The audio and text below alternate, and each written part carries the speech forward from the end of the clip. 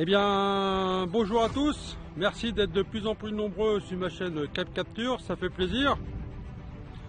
Donc n'oubliez pas de vous abonner, d'activer la petite cloche des notifications pour être au courant des prochaines vidéos qui vont sortir, de mettre des petits pouces bleus pour soutenir ma chaîne.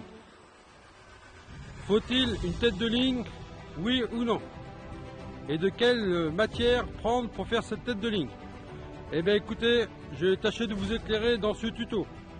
Allez, c'est parti. Donc eh bien voilà, si je viens pêcher du bord à grande distance, j'emploie déjà mes cannes 13 pieds avec mes moulinets garnis en nylon. Ensuite, si le règlement me le permet, je vais mettre une tête de ligne en tresse. Voilà, donc moi je l'emploie de la submerge en 40 lbs. Elle est fine, elle est assez costaud et elle a une très bonne glisse. Et si le règlement ne me permet pas, je fais une tête de ligne en Dress NX en 50 centièmes. En ce qui concerne la longueur de la tête de ligne, je fais à peu près 2 tours dans mon moulinet et ensuite je mets mon clip plomb au niveau du spicot de la canne, c'est-à-dire au niveau de l'emboîtement, ce qui me permet d'avoir le maximum de puissance pour atteindre des grandes longueurs. Voilà, quand je parle de grande longueur, je parle pour moi. Moi, je suis pas un très bon lanceur. J'arrive à lancer entre 120 et 130 mètres.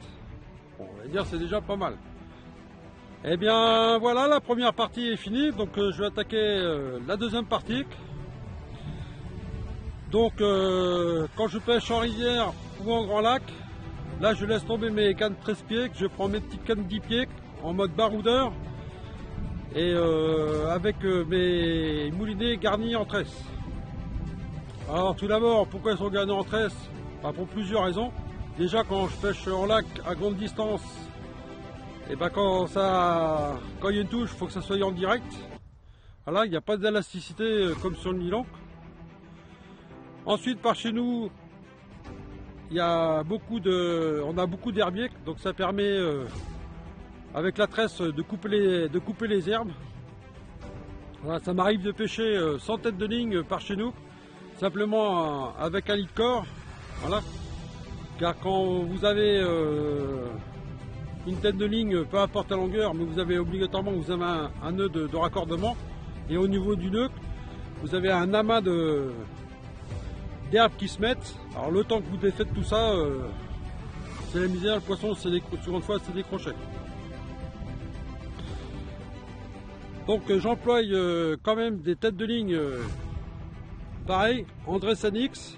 Alors là je l'ai pareil en plusieurs diamètres en fonction de là où je pêche, car dans les lacs ou les rivières on peut trouver tout un tas d'obstacles. Voilà, on peut trouver des arbres immergés, des dressènes, on trouve encore dans les lacs, on peut trouver des anciennes maisons, des anciennes vignes. Là où on était sur le Der, on avait une ancienne digue d'un ancien étang qui a été immergé justement pour faire ce magnifique lac. Donc c'est bourré de dressènes, donc il fallu s'adapter. Voilà, donc là on est parti sur une tête de ligne en 70 centièmes, c'est à peu près 20-30 mètres.